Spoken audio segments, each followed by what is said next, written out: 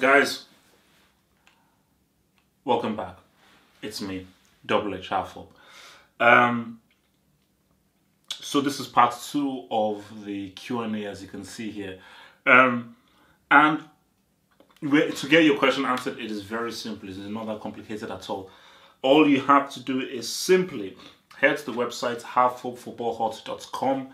You scroll down to where you see the contact us. You put in your name, you put in your email, and you ask whatever question you want. So this is part 2 of it out there. The part 1 is already up on the channel. And remember, guys, the Patreon. Become a partner of the Halfwop Football Hot. Support the Hot, and as well as supporting the Hot by putting in an amount every month, you also get exclusive videos. So as a partner of Halfwop Football Hot, you get exclusive videos just cater and tailor-made for you and for all of my Patreon boys out there. All right, let's get right in there.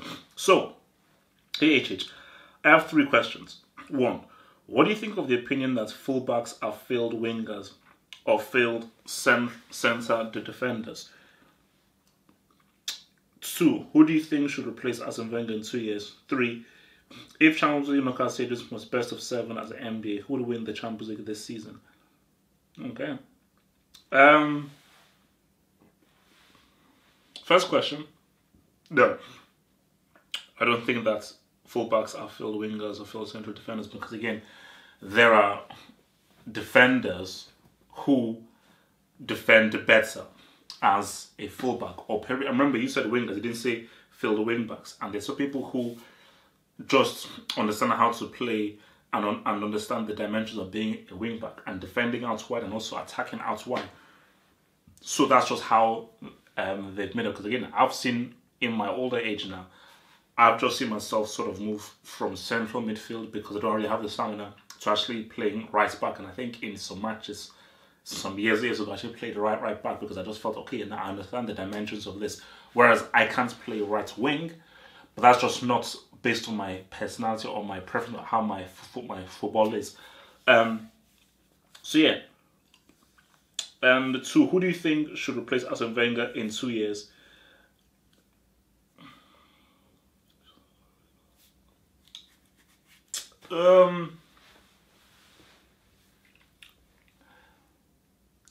You know this, I mean, because I mentioned him in the part 1.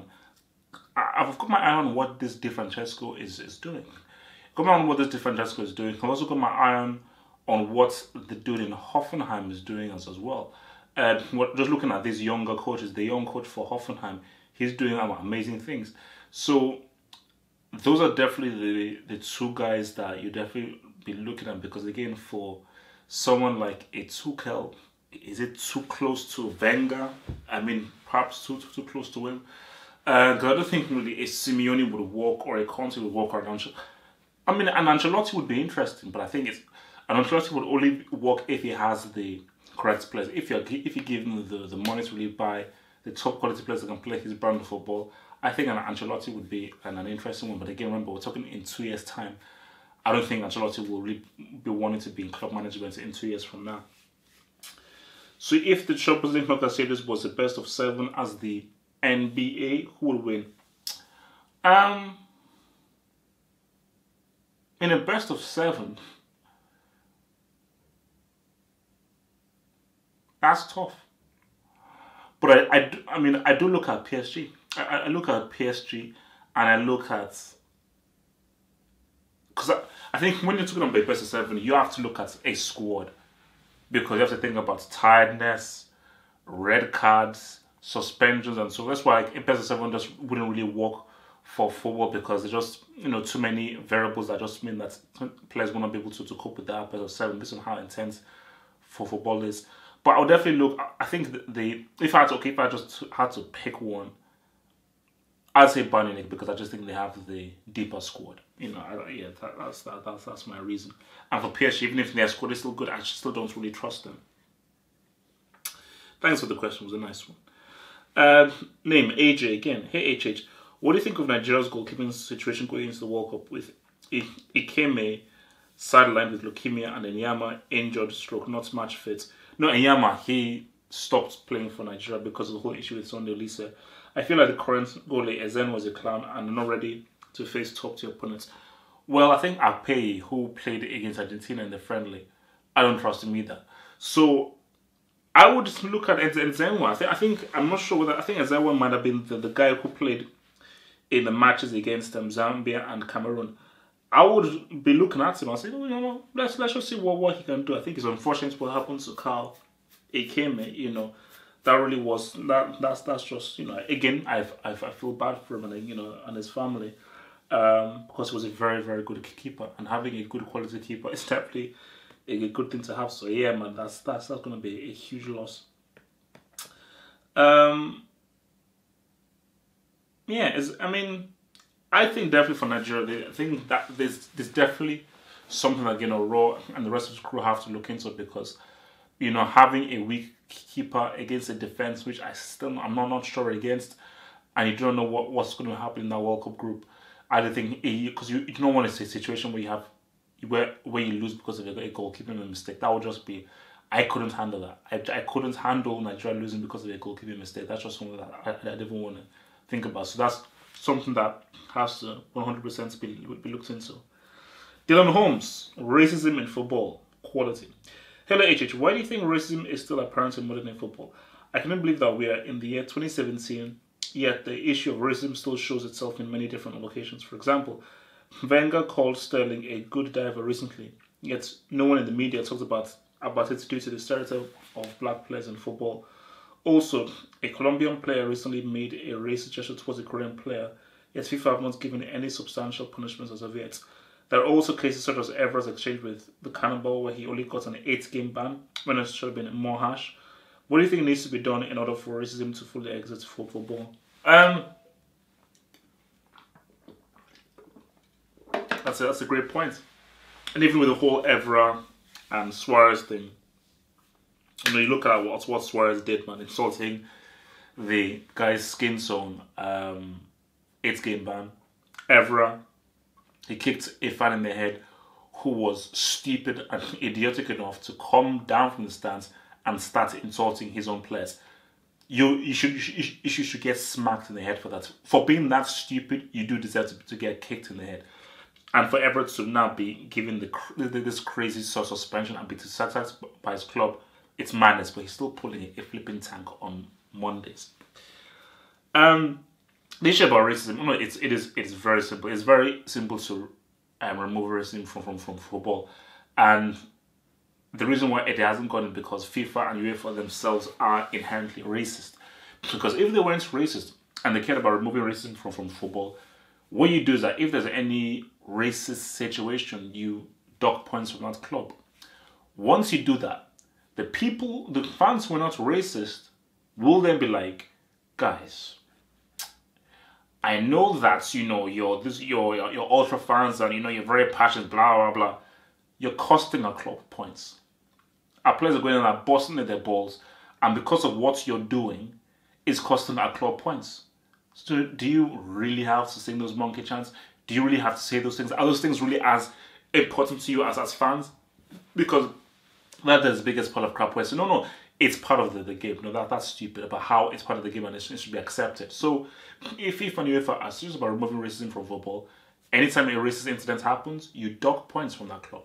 You don't give them a fan because those, as we've seen, those fines, they don't work. And it angers me so much that they keep doing this and they think that people like me are stupid. That, oh yes, you got fined 2,000 euros, which is about 2 or 5 euros for regular guys like us, which doesn't mean anything. So if you're serious about doing this, you fine the club. No, you dock points from the club. 3 points. You do it again, another 3 points. So therefore, all those wins you're doing are slowly being taken away. So those guys that are doing those racist things, they're now at a crossroads. What is more important?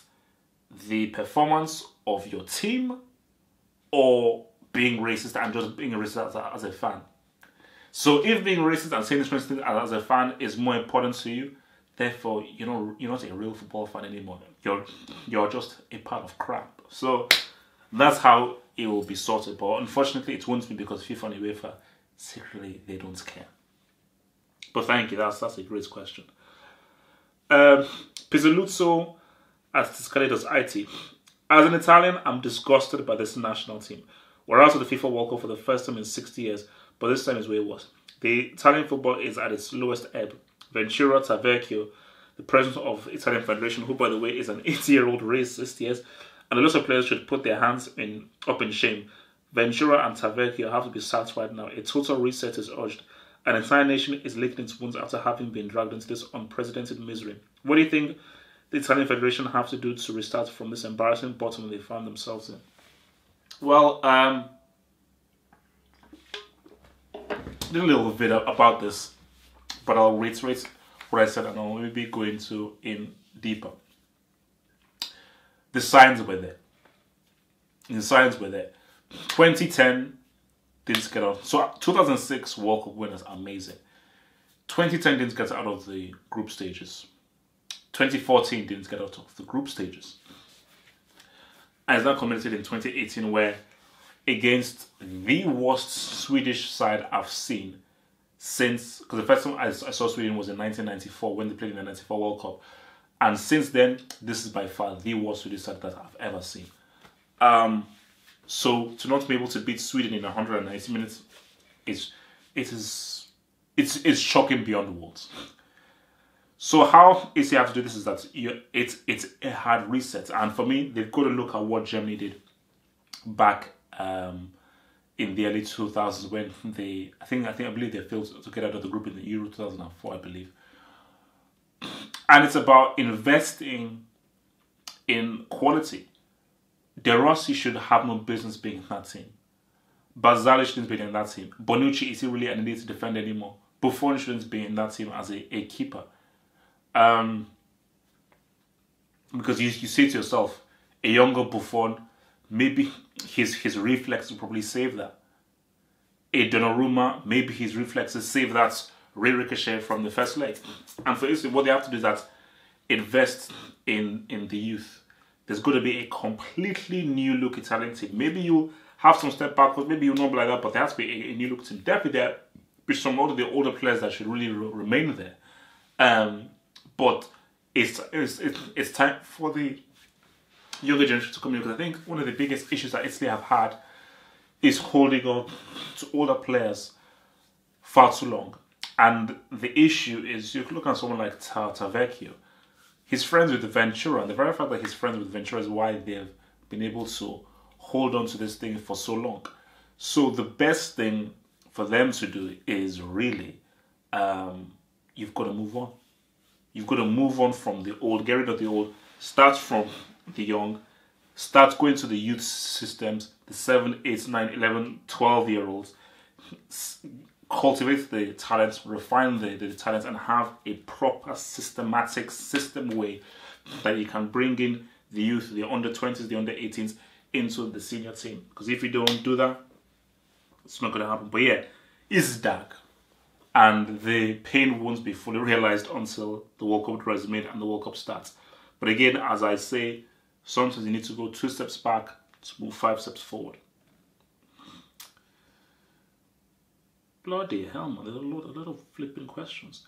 Alright. Lucas H. Hey HH, hope you're doing well. Simple question this time around. Do you think if Ronaldo's knees didn't blow up, he would become the greatest of all time over Maradona and Pele? Keep up the great work and have a great day. Yes. Simple answer, yes. If Ronaldo's knees didn't mess up, he would have should. I still believe, personally for me, that, like, when I just say the greatest player, I look at Maradona. When I see the best football player I've ever seen, is Ronaldo. Because when I look at greatness, like what Maradona did in 1986, that was great. What Maradona did with Napoli, winning them the 2 league titles that season, that was just great. But as far as just technically, X's and O's, mathematically, the best football I've ever seen is Ronaldo. And we never really saw what he could have done. Because again, I keep trying to remind people, Ronaldo was 21 at the World Cup 1998. And he was one of the best players in the world then.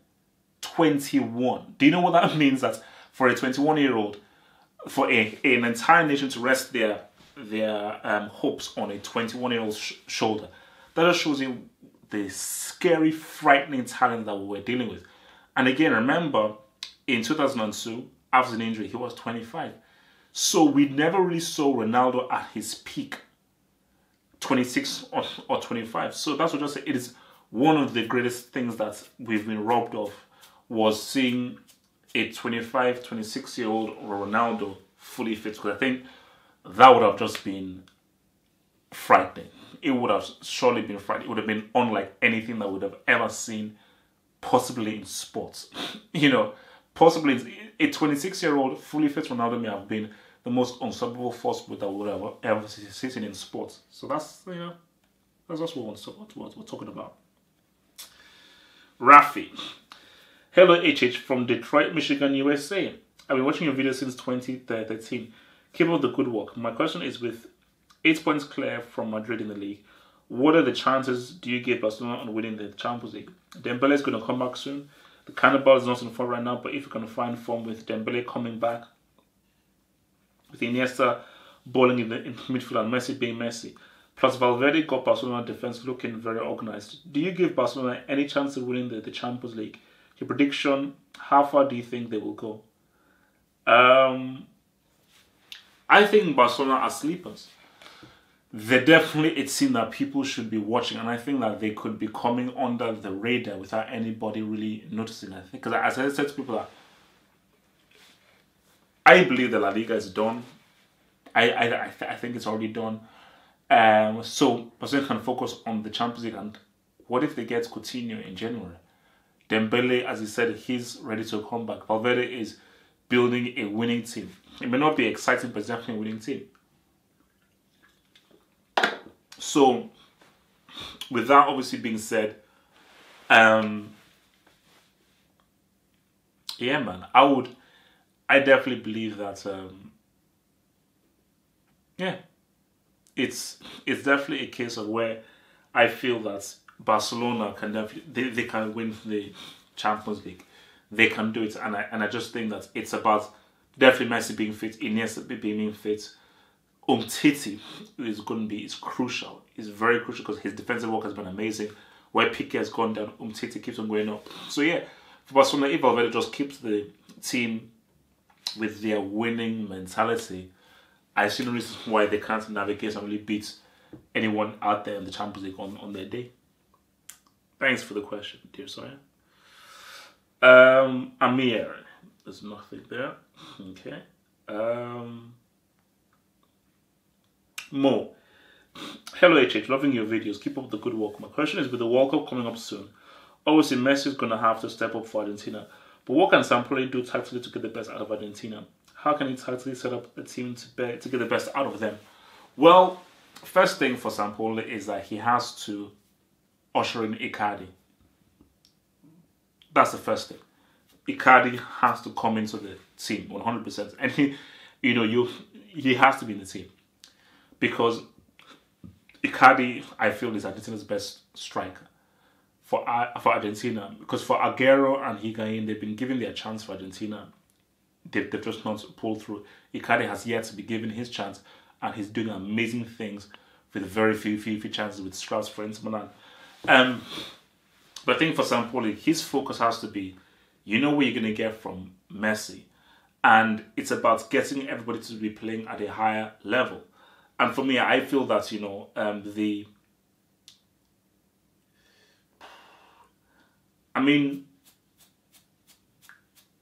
the issue is whether you want to roll with a one striker or not. Because, again, you're saying to yourself that can Dybala and Messi play together. I'd say, why not?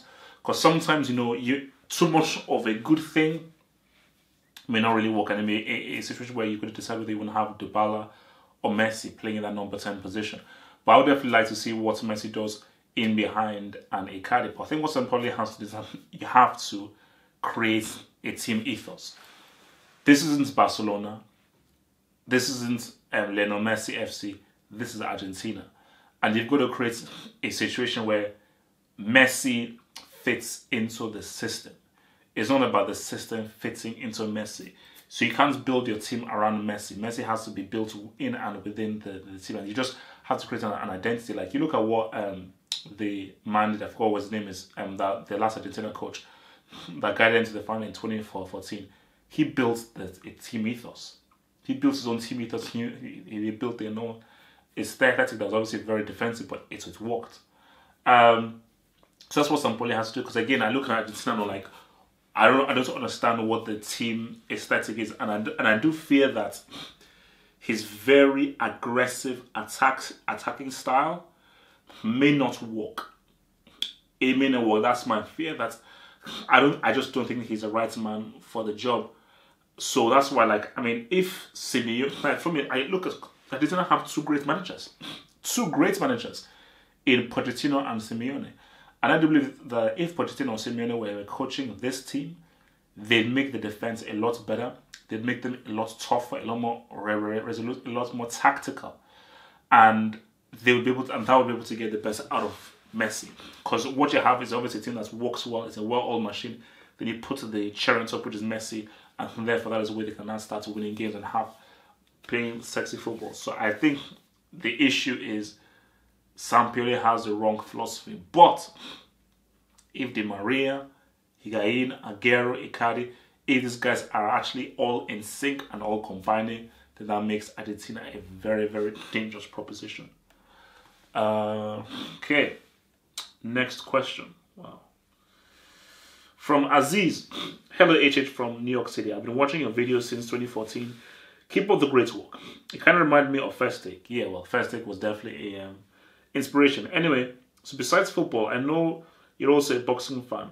So my question is, who do you think will win the fight between Wilder and Joshua? The fight is being negotiated, so it's probably going to be happening sometime next year. Yeah, man. Huge. And I've been following this very closely. I've been following the Instagram accounts, the Twitter accounts, because Wilder, after he defeated Steven, he said, look, man, I want Joshua. Joshua, stop hiding. And the latest is that Eddie Hearn, who is Joshua's promoter, has come out and said, look, man, we are beginning negotiations. So obviously the whole thing is that they're trying to understand who takes what, because Hearn says that based on Joshua and his profile, it can be a 50-50 split. So, but beyond all of the knick-knack, paddywhack, give a dog a bone, I don't know. That's just why the fight has to happen, because most would say Joshua, based on his power and Wilder's erratic style. But then I say to myself that the only person that Joshua has really defeated is Klitschko. And that was a 41-year-old Klitschko who almost defeated him. So I think for Joshua, as impressive as he's been, he's not really faced a top boxer in their prime. Like when he faced Klitschko, that wasn't Klitschko in his prime. Klitschko in his prime was when he was in his 30s. So you look at Wilder, that's a dude in his prime. And that is a dude that is very dangerous. So going in there, for Joshua, you're going to, when he faces Wilder, if Wilder is at his best, this will be your toughest competition. And I have no idea. Like, it's too close to call, which is why I want to see this game, because when Joshua faced Klitschko, it was in and out, but most guys will say, Joshua, because of how young he is. With this, how many guys will confidently put money on Joshua they're facing Wilder? Was that for Wilder will say to himself, look, man, the guy fights with heart. The guy fights with heart. And if one of those rallies hits up to Joshua, who knows? So yeah, the fight has to happen. It must happen. And it could definitely be one of the biggest fights that we've seen in decades. Just checking the time. Nicholas, hey HH, do you think Kevin De Bruyne has the quality to be City's Cristiano Ronaldo, like when Cristiano used to be at United? Yeah, man, 100%. I definitely think so. But for me, I think that De Bruyne can be even greater than what Cristiano was at United, because Cristiano was incredible for Man United. His goal scoring was so superb, but he was mainly a weapon, an offensive weapon, an almost unstoppable offensive weapon, but mainly an offensive weapon. De Bruyne gives you more than that. Because De Bruyne gives you goals, he gives you assists, he gives you passing, he gives you vision, he gives you playmaking. Because remember, Cristiano was the attacking winger. De Bruyne plays in the playmaking number 10 role. So therefore, he's required to do a lot more of the creativity and defining how Man City launch their attacks. So I just think that for De Bruyne can definitely be even greater than what Cristiano was for United. Where De Bruyne, this guy is literally the force, the heartbeat, the very life, the very intestines of Manchester City. And you just see what this guy is doing every single week for Man City. It's amazing. It is absolutely amazing. His footballing ability is off the flipping chain, and you just have to just hold your hands up and say, look, man, this dude is off. This dude is just off on something. This dude is just out of this world. So yeah, I definitely think that he can definitely be at a greater level. So let's just do one more. Okay, Max Akundov. Hey, Harford, last week I asked you about my all-time starting 11, and he said that you'll take out Cristiano. If you take him out, who are you going to put in? And honestly, was there ever a better left winger than him? Some people may say Ronaldinho, but to me, he's a number 10. And what do you think of my top most disappointing players of all time? Who do you add or take out? Juan Román Riquelme, Robinho, Balotelli, Charisma, and Götze. From being called the German Messi to a guy who's trying to save his career. Thank you for putting out the best football analysis. Keep it up, brother. And for me, I just think that for Cristiano, again, you could argue that Neymar is a left winger. You could argue that Ronaldo is an attacking left winger. And if I'm choosing between Ronaldinho and Cristiano, I'd have to be crazy if I'm going to choose Cristiano over Ronaldinho. That's just for me personally.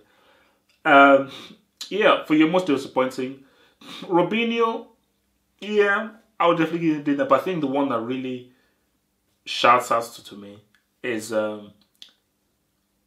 Balotelli. Because I believe that Balotelli could have been one of the greatest strikers that we've ever seen. Because this is a dude that could hit a 40, 50 yarder with no backlift. No backlift. Like, I don't think I've ever seen a better striker of the ball than Balotelli. For the quality of him striking from any angle and the power and the accuracy and the precision, I've never seen anything like it. And it's such a shame that we never really saw him get his head in and play to the best of his ability, because if we had seen that, Italy could have, who knows what Italy could have done in Euro 2016? Who knows what Italy could have done in the World Cup 2014? Who knows? Because that guy that scored those 2 Gs in 2012 should have been a guy who developed into a predatory striker that would have been an absolute asset for Italy. And look at where Italy are. They're even pretty much qualified. Alright guys, that is the end of part 2 of this flipping mammoth Q&A. Again, if you want your question answered, head to the website, scroll down, the contact us, put in your name, your email, and you send in your question in, and it shall be answered by a boy here. Have to that hope. Alright, peace.